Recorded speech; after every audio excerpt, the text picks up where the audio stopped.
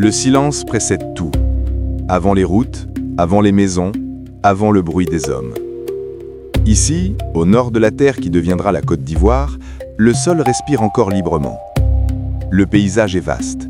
Des plaines ouvertes, des collines basses, des arbres solides, anciens. La lumière est forte, mais le vent apporte la fraîcheur du matin. Nous sommes dans un temps sans horloge, un temps où la mémoire se transmet par la parole et les gestes.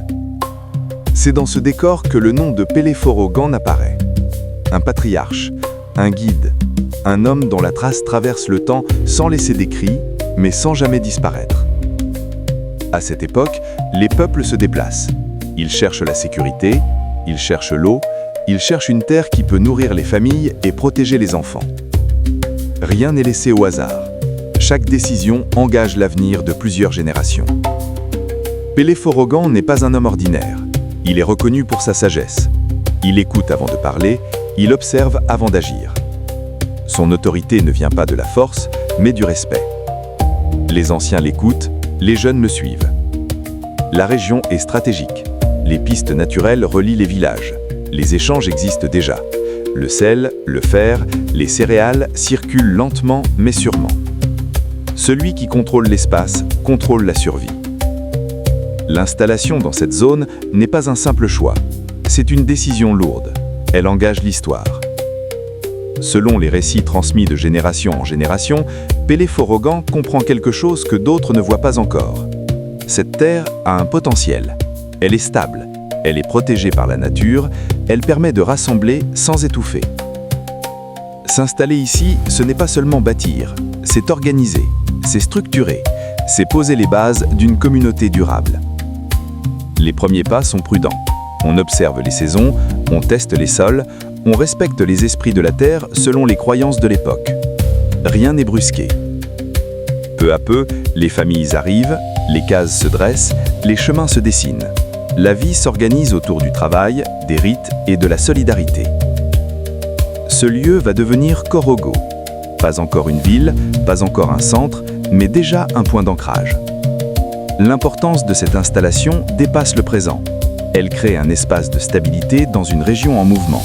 Elle permet aux populations de s'identifier à un territoire. Elle offre un cadre à la transmission des valeurs.